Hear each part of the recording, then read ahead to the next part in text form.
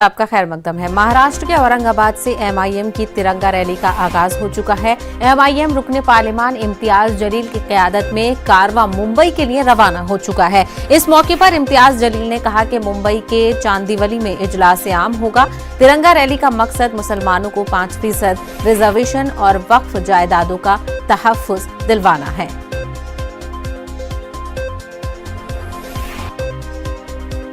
ये थी कि आपके इतना सारी अगर गाड़ियां जाएंगे तो बहुत दिक्कतें होंगी ट्रैफिक को। तो हमने तो गाड़ियों को है तो कुछ अलग अलग रूट के अंदर भेज दिया है, कुछ रात में चले गए हैं, कुछ अभी चले गए हैं, लेकिन जितनी गाड़ियां तय थी उतनी पूरी गाड़ियां हमारी जा रही हैं।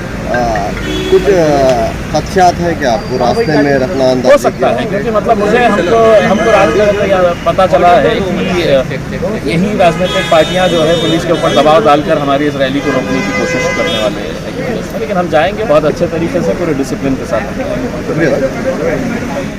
इसी मामले पर मजीद बातचीत करेंगे। हमारे नुमाइंदे अजहरुद्दीन इस वक्त हमारे साथ जुड़ गए हैं। अजहरुद्दीन, जिस तरीके से मुंबई में दफा 144 को नाफिज कर दिया गया है, ऐसे में क्या लगता है, क्या इम्तियाज जलील की रैली आज मुमकिन हो पाएगी? देखिए साहिबा, अभी हम लोग जो है तो रैली के साथ ही है और ये रैली औरंगाबाद से निकली है। तकरीबन 300 से 350 गाड़ियों का कारवा है, जिन्होंने यहाँ पर कायगांव टोके पे काका साहेब शिंदे जो मराठा रिजर्वेशन मूवमेंट में जिसने तो खुदकुशी की थी, उसके पुतले को है तो एमपी इम्तियाज जलील ने हार पहनाया।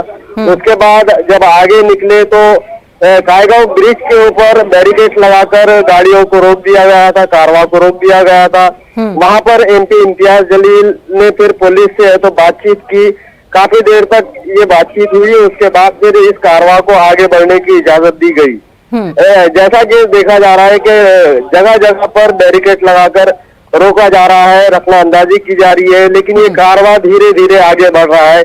अभी हम अहमदनगर तक पहुंच चुके हैं। आगे क्या होता है कुछ कहा नहीं जा सकता, लेकिन पुलिस जिस तरह से रास्ते पर खड़ी है उसे देखते हुए ये अभी बताया नहीं जा सकता कि ये कारवां मुंबई तक पहुंचेगा।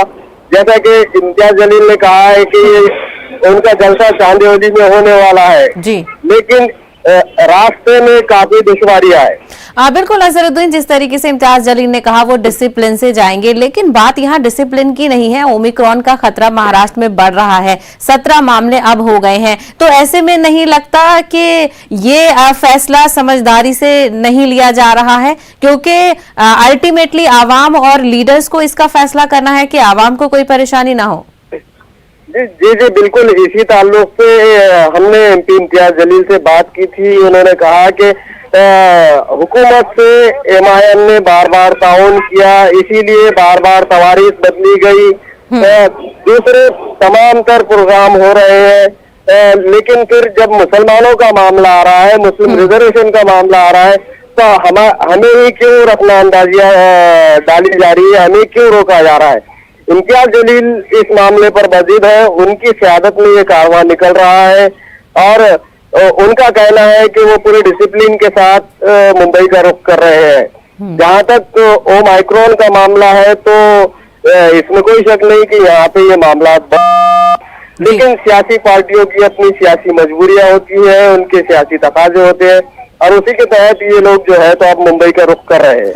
चलिए, तो अब देखना ये अहम होगा कि किस तरीके से और कहां तक मुंबई में ये रैली पहुंच पाती है और जो मकसद है वो पूरा होता है या नहीं। अजहरुद्दीन हमसे बात करने